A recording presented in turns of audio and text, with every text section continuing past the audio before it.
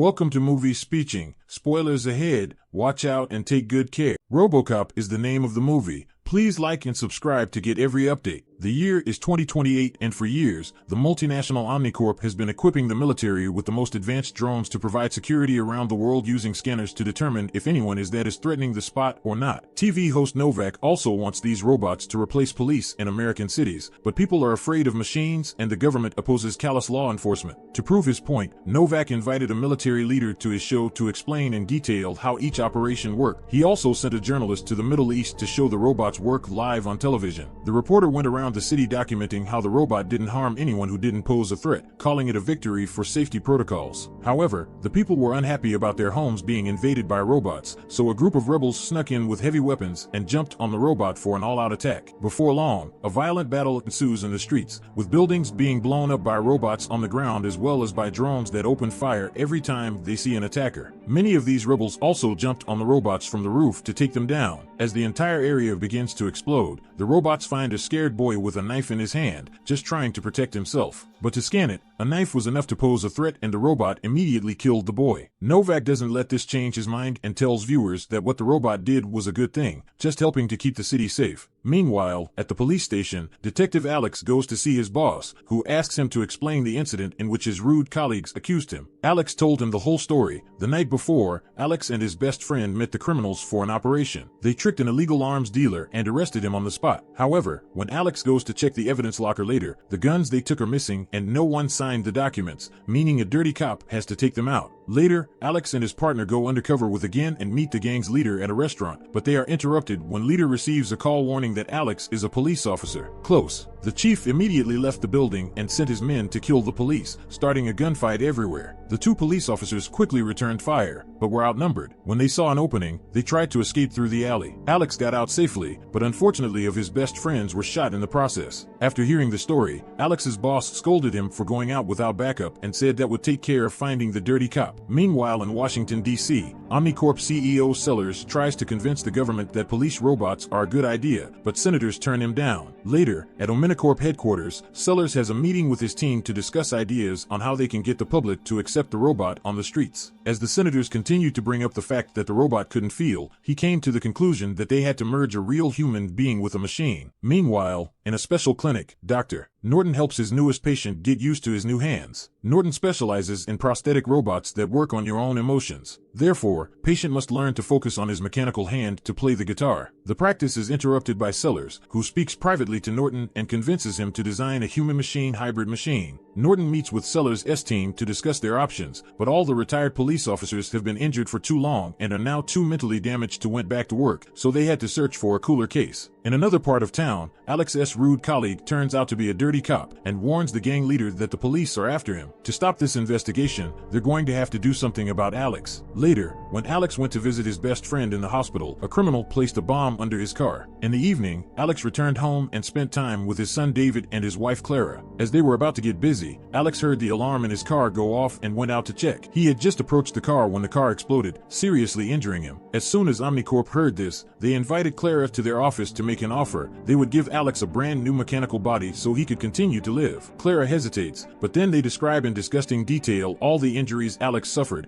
emphasizing that if Clara doesn't make her choice now, Alex will die early. Clara had no choice but to accept. 3 months later, Alex was seen dancing with his wife at a house party, but then the image began to crumble. Scientists reveal Alex's new form is made up of 90% mechanical parts, but his brain is still human, so he slowly travels through Kilometer My Brisket. When they finally woke him up, Alex was confused and upset, so Norton quickly reminded him what had happened and walked him through the first steps. However, the body looked too strange, and when Alex heard the word amputee, he panicked and asked to take off the suit. When Norton tried to calm him down, Alex violently pushed him away before running out of the building, repelling everyone who tried to stop him. His running speed is amazing, and when he comes across a wall surrounding a building, he can jump over it without breaking a sweat. However, when he started running again, Norton finally decided to stop him from afar. Moments later, Alex wakes up in the lab again and Norton removes major parts of the robot's body to show Alex that only some of his organic parts remain, so running is impossible. Escape from this. Norton says it's the only way to save him, but Alex thinks death is better than a machine and asks the doctor to pull the cord. Norton changes his mind, explaining that Clara requested the procedure and her family was expecting it, so he should do it for her. To prove it, Norton has Alex call Clara, although Alex only shows him her face at this point. Clara thinks he's still very handsome and can't wait to see him again. Now that Alex has agreed to cooperate, he spends the night in the lab, where his body is maintained. The next day, he is sent to train with Rick, the soldier responsible for managing Omnicorp's robot army on the battlefield. He thinks that machines are inherently perfect and therefore considers bringing humans into the project a waste of time and resources, but he still provides Alex with weapons that he can store in the special compartment for your feet. They put Alex and a robot into a simulation in which they had to kill criminals and save civilians, and while everyone raced to the rescue without much difficulty, Rick's prediction came true. Alex is ultimately slower than the machine because the machine only evaluates simply and take action, while Alex takes a moment to feel between assessment and action. That evening, while alone, Alex uses the computer to monitor the progress of the gang leader's case. The next day, Sellers was disappointed with the simulation results and angrily ordered Norton to fix the problem. He also thought that Alex needed to look better on screen for marketing reasons, so he asked for a better tactical combination. Later in the lab, the doctor opens Alex's head and makes some changes in his brain that make him think he still has free will, but it's the machine that goes to work. Alex also received a complete overhaul, with his armor now black and smooth. After that, they took Alex to an abandoned building to take a new test. This time he had to face Rick and the robot army alone. Using his visor to scan the area and possessing exceptional reflexes, Alex quickly assessed the situation and sprang into action, shooting each robot without hesitation. He also quickly finds cover and hides when shot so that he is never harmed. One by one, all the robots fall, and in the end only Rick is standing, so Alex fires his exoskeleton to win. All of his reaction times were perfect, and he never doubted that the machine was making a choice, so the experiment was considered a success. Sometime later, Norton takes Alex home so he can meet his family. He was quite nervous, and it took him a while to gather his courage, but as soon as Clara saw him, she didn't hesitate to hug him. David was a bit skeptical, but after Alex let him touch the cool mechanical parts, David said he was happy to meet him and recorded a few matches to watch together. Unfortunately, Alex couldn't stay because he had to spend the night in the lab for maintenance. Upon returning to base, Alex meets his best friend, who has finally recovered, and he promises to catch those who hurt him. A few days later, Sellers wanted to introduce Alex to the public at a large public event, so Norton began turning over all crimes and criminal records from 2011. Alex also had access to all of the company's security cameras. City. The human brain has a hard time processing information, and when Alex sees a recording of his car exploding, he has a seizure and passes out. Norton doesn't think they should hold a press conference today, but the Omnicorp team forces Norton to fix the problem. With no other choice, Norton fires everyone except his assistant and proceeds to suppress Alex's emotions, making him literally act like a cold robot. They can now complete the download of the entire database without any problems. When they arrive at the presentation, Alex focuses on his mission and ignores his wife and friends, only seeing the faces of criminals or civilians, not his loved ones. While on stage, his scanner began identifying every face in the crowd until he found a criminal just a few feet away from the police. He immediately jumped into the crowd and caught the criminal in seconds without hurting anyone, causing the people to start admiring Alex. On TV, Novak uses this incident to prove that robots are better because the police stand next to a criminal and never pay attention to him. However, Clara is upset because they won't let her or David talk to Alex. In fact, they don't allow him to have a life at all. Norton told him not to worry because it was just a side effect of the medicine and he would get better soon. The next day, Alex finally returns to duty at the police station and announces that today he will arrest 13 criminals. Ignoring his friend's worries, he rides his bike and finds a group of agents who are using access to his database and cameras. Most of the group flees, but Alex takes out a drug dealer and threatens him until he confesses the location of his base. Moments later, Alex arrives at an illegal kitchen and enters the building on his bike, shooting all the criminals and not being bothered by the normal bullets coming his way. Even when they tried to grab him from behind, Alex's scanners detected them and easily took them out. The people at Omnicorp were pleased with the results and Sellers gave Rick full access to monitor Alex just in case. As the days pass, Alex becomes a hero in the city, stopping crime in every corner. Novak made a big deal of it and brought Sellers on his show to explain to the senator that the American public was slowly changing their minds. When the senator tried to object, he was simply interrupted. Meanwhile, the dirty cops meet with the gang leader to come up with a plan to deal with Alex, who was making their job very difficult. Sometime later, Clara ventures out into traffic to finally approach Alex and ask him to show some emotion. She wanted him to do something for her family because her son had night terrors and needed his father. At first, Alex seems unaffected, but as he walks away, he begins to approach the situation like robot police. He searches for security footage and discovers that David saw the incident explosion from the car, leaving him injured.